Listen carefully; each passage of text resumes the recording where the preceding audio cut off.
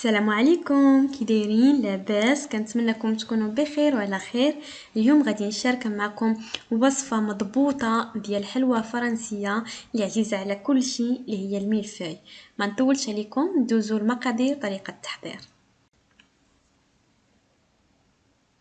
غادي نحتاج 2 بيضات، عندي دقيق نشا اولا مايزينا 90 غرام، وبالنسبه للسكر على حساب الذوق. هنايا ما كتجيش حلوه، كتجي عاديه. درت 150 غرام ديال سكر سنيده. عندي الفاني، ممكن ديروا سكر الفاني دوك اللي كيكون في الخنيشات. بالنسبه للحليب درت 750 مليلتر ديال الحليب، هو اللي كفاني الملفاي.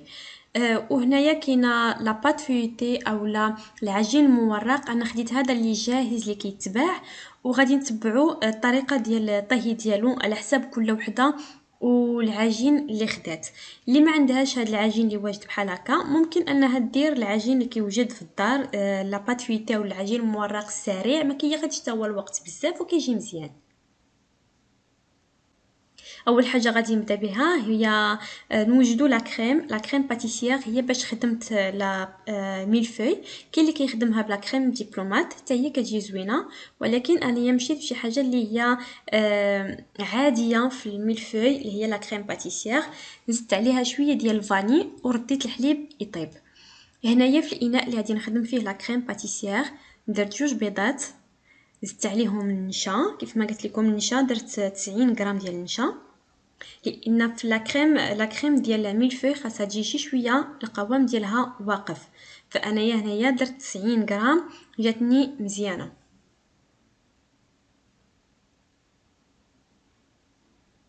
غادي نزيد عليه السكر 150 غرام تاع السكر اللي درت هنايا، وغادي نطلعوا لا كريم ديالنا مزيان.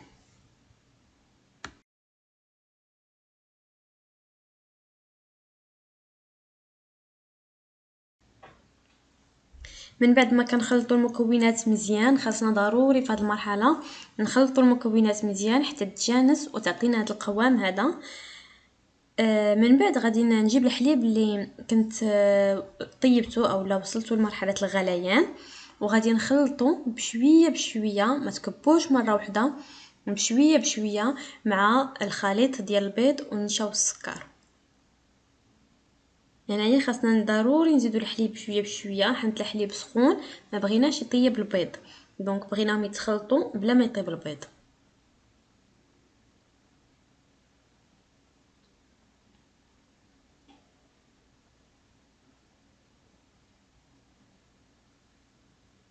غادي نبقى كنخلط بحال هاد الشكل هكا. غادي نزيد الحليب ونبقى كنخلط حتى كنحس بلي راه داك الخليط الحليب والبيض تجانسوا، ما طابش البيض، وحتى الحراره ديال الخليط سخن دفات شي شويه. انا زدت شويه الفاني لان جاني ما عطيش مزيان، وانا كيعجبني المذاق الفاني في الميلفوي. دونك كنبقى كنزيد شويه الحليب شويه بشويه.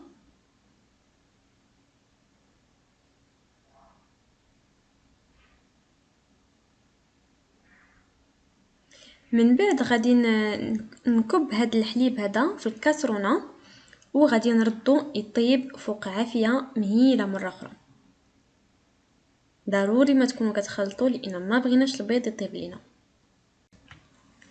كنبقى كنخلطهم مزيان فوق نار مهيله حتى كنحس لا كريم بدات كتعقد لينا. دونك كيف ما كتشوفوا هي بتبدا كتعقد من الجهه كنحسوا بها. ضروري ما نبقاو كنحركوا باش ما تحرقش لينا. هو بدا كيعقد ليا هنايا الخليط. النار مهيله دائما صافي حتى كتولي عندنا لا كريم بهذا الشكل هذا. غادي ندير عليها الفيلم اليمونتير اللي نلصقو على لا كريم وندخلها للثلاجه حتى كتبرد مزيان. هنايا بالنسبه للعجين المورق، فانا كيف ما قلت لكم عندي العجين المورق واجد. غادي نديرو فوق الصينيه اولا الطاوه اللي غادي ندخل الفران. غنفرش ليه ضروري ورق الزبده ونتقبوه مزيان بهذا الشكل هذا. ضروري نتقبوه لان ما بغيناش العجين المورق يتنفخ لينا في الفران. دونك ضروري ما تقبوه مزيان كامل بهذا الشكل هكا.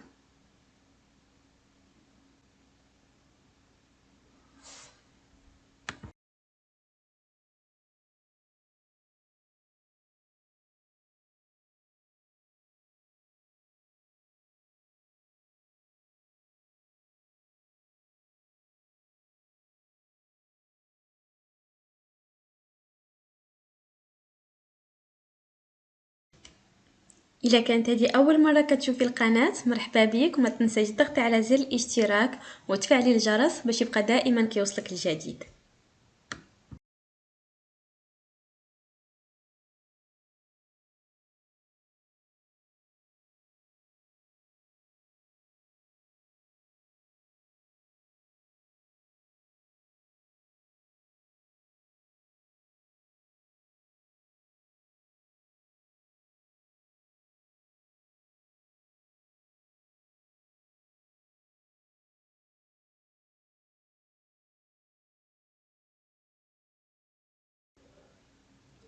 ودابا من بعد ما تقبات الورقه اولا العجين مزيان، غادي نديرو عليها السكر ثقيل. هاد الخطوه هذه مزيانه لان ما كتخليش العجين المورق من بعد يفزكينا، لان هذا هو المشكل اللي كيكون في ميلفي.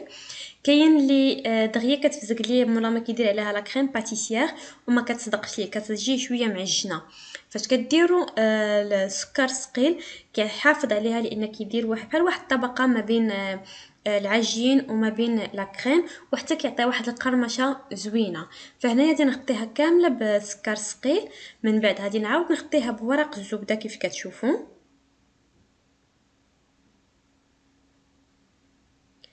وغادي ندير عليها طاوه واحده اخرى ديال الفران باش نتقلوها باش ما تنفخش لينا في الفران كيف ما قلت لكم.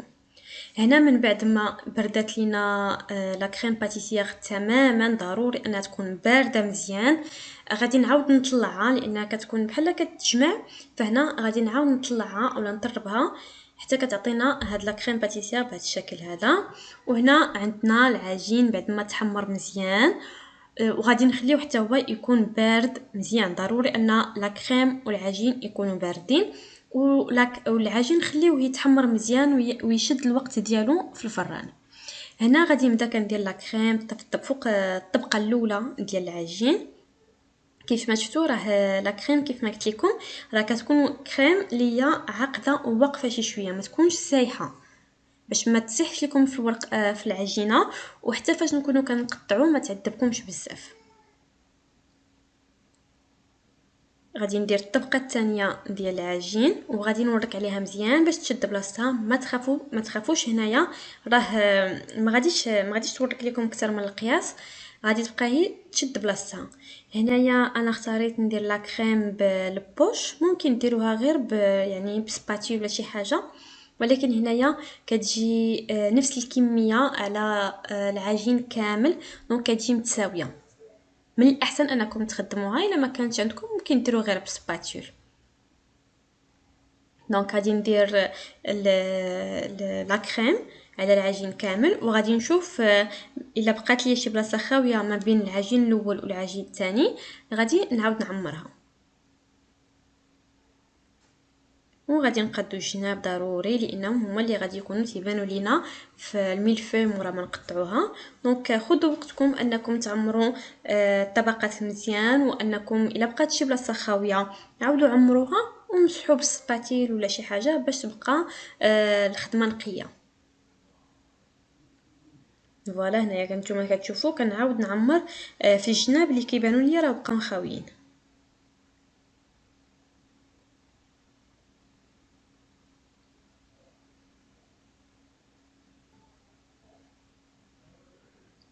وفي الاخر كتولي لنا ملفو على هذا الشكل هذا.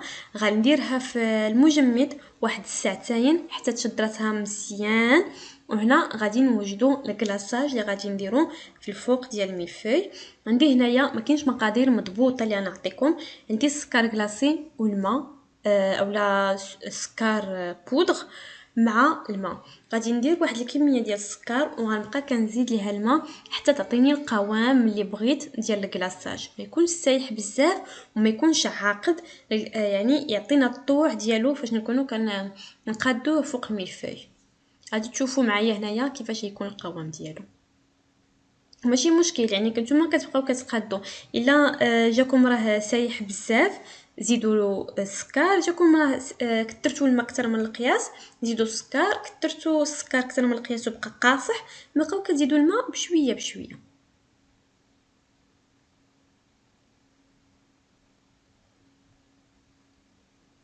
انا هنا باقي كنخلط، يعني كنزيد شويه تاع الماء حيت كان قاصح شي شويه. غادي نبقى كنخلط كيف ما كتشوفوا. جاني الكميه اللي درت قليله، فغادي نزيد شويه ديال السكر ونزيدوا عليه شويه الماء. كيف ما كتشوفوا راه الماء كنزيدو بشويه بشويه، ما بغيناش يكون سايح، زيدوا غير بشويه بشويه.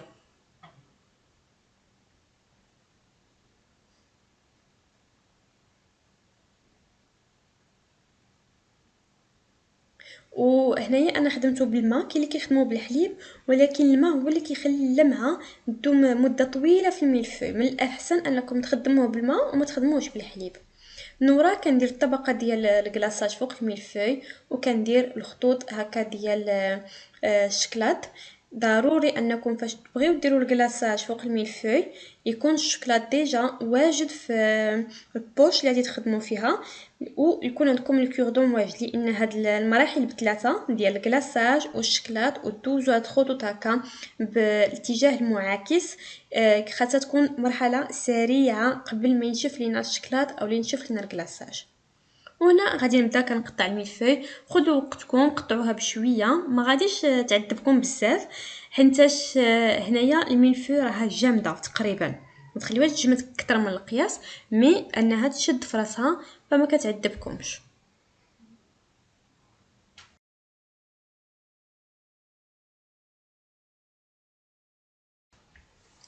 وهذا هو الشكل ديال الملفوي، كتجي رائعه لا في المذاق ولا في الشكل.